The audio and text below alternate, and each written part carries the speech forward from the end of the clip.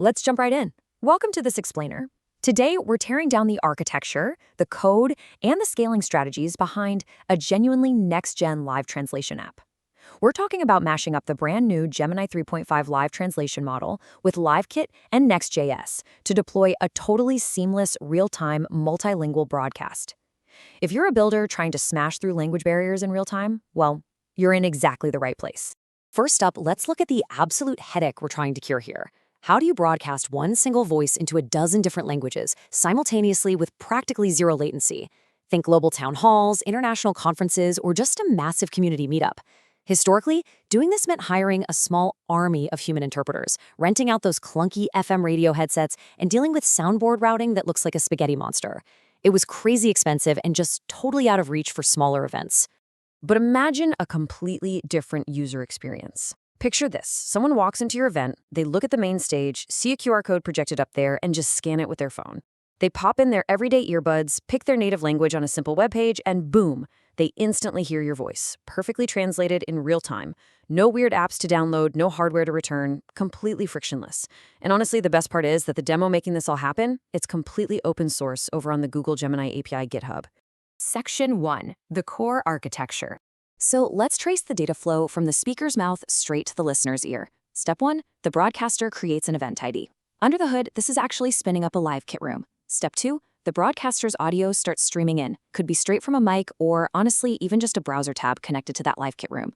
Step 3, an audience member connects and requests a specific language, let's say Chinese.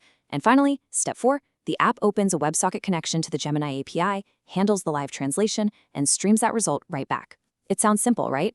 But the way this is actually managed is pretty brilliant. Section 2. Inside the translation bridge. Let's talk about the multiplexing magic happening on the server side. Say one person requests French. The server spins up a new Gemini live translation session over a long-running WebSocket. Easy enough. But what if a second person requests French? If the app blindly spun up a second WebSocket for the exact same audio, you'd burn through your API quotas and tank your CPU in literally minutes. Instead, the translation bridge realizes, hey, a French stream already exists, and it just subscribes that second listener directly to the ongoing broadcast. You could have one French listener or 1,000, and it still only takes one single connection to Gemini.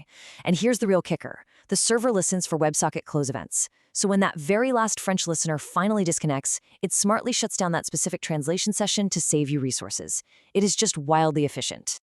Okay, let's geek out on the actual code mechanics for a second. Deep in the repo, there's a component called the Translation Session Manager. It handles streaming the incoming audio as raw PCM data, basically just raw, uncompressed digital audio. But the Gemini API doesn't just hand back translated voice. Through output audio transcription, it actually streams text transcripts too. The code grabs those interim text states, which flash instantly on the user's screen, and then locks them into final paragraphs when complete. And to top it off, while WebRTC pushes the translated voice out, the app uses WebRTC data channels to sync up those text captions. Voice and text perfectly paired in real time. Section 3. Deploying to Cloud Run. Getting this thing live is incredibly streamlined thanks to Google Cloud Run. First, you package the whole Next.js app using a standard Docker file.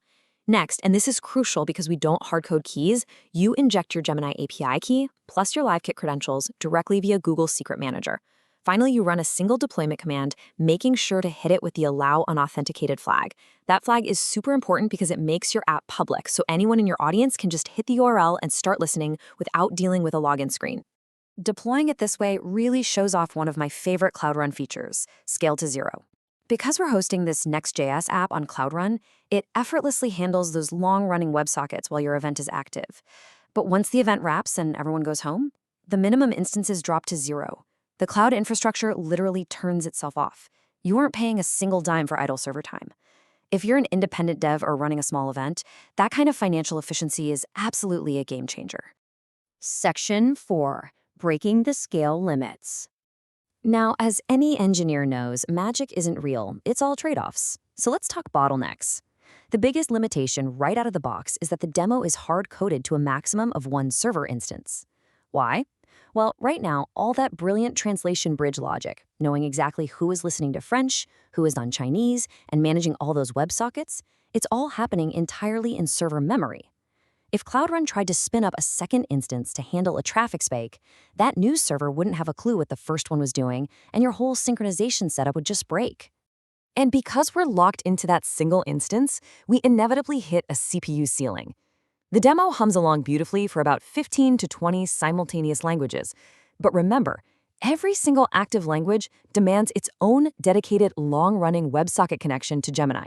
If you try to jam 30 or 40 languages through one server instance, you're going to totally max out its CPU. So, where does that leave our final ceiling for this out-of-the-box one-instance setup? The developer notes put the cap at roughly 200 to 300 simultaneous live listeners. For a local meetup, a niche presentation, or a breakout room at a conference, that's absolutely perfect. But if you're trying to broadcast the main keynote at a massive global summit, yeah, you're going to need to do some engineering. Thankfully, the roadmap to shattering those limits is already laid out for us. To scale this indefinitely, you basically need to execute 3 architectural fixes. Number 1, get that translation bridge management out of local memory. Number 2, replace that memory by hooking up a fast database to act as the single source of truth for your session state across all instances. And number 3, to get past the CPU limits of a single room, you dynamically break different languages into separate LiveKit rooms. Once you decouple the state from that single instance, Cloud Run can just spin up as many instances as you need, effortlessly handling thousands or even tens of thousands of listeners. And that brings us to the end of this explainer, but I want to leave you with a bit of a challenge. The foundation is built. The code is completely open source. You now know exactly how the WebSockets multiplex the audio, how the WebRTC data channels sync the captions, and exactly where the current bottlenecks hide.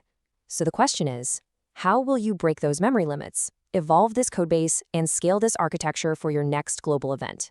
The tools are sitting right there. Go fork the repo and start building.